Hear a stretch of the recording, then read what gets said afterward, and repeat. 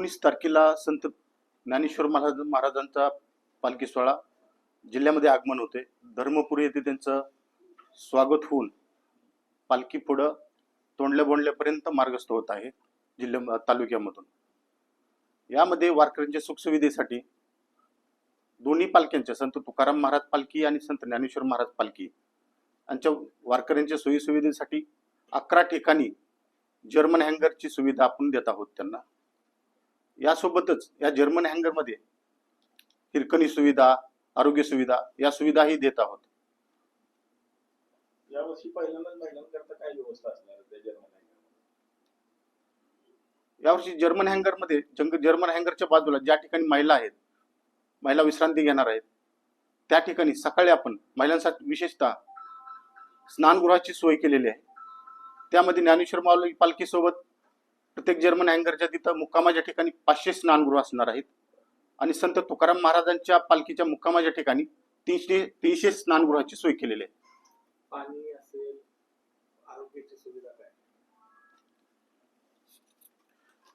पाण्याच्या संदर्भात संत ज्ञानेश्वर माऊलींच्या पालखीसोबत शासकीय 24 टँकर आहेत आणि खाजगी 63 टँकर ठेवलेले आहेत।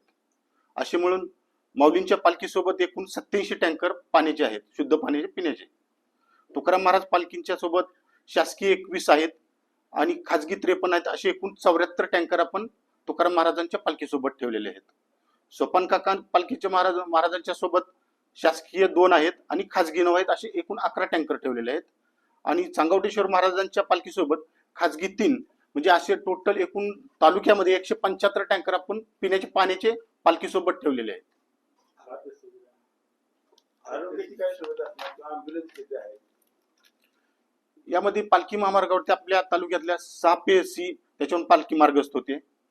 त्यावर 29 औषध उपचार केंद्र आहेत, 5 ICU आहेत, नातेपुते, माळशिरस, वेळापूर, बोरगाव असे या ठिकाणी 5 ICU आहेत।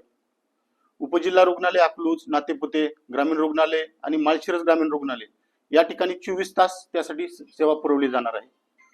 तसेच मुख्यमंत्री वारकरी सुविधा केंद्र एकूण 11 असल्यामुळे त्यामध्ये सुद्धा आपण एक मेडिकल टीम ठेवलेली आहे। त्यामध्ये एक डॉक्टर असणार आहे, एक नर्स असणार आहे आणि एक आशा वर्कर 24 तास तिथे सेवा देणार आहेत।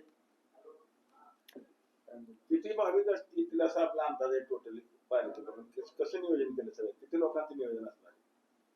माऊलींच्या पालखीसोबत साधारणतः 7 लाखाच्या आसपास भाविक असतात आणि तुकाराम महाराजांच्या पालखीसोबत गतवर्षीच्या अंदाजानुसार 5 लाखाच्या आसपास भाविक राहतात। लोकशाही मराठी ऐका, पहा, जागरूक रहा।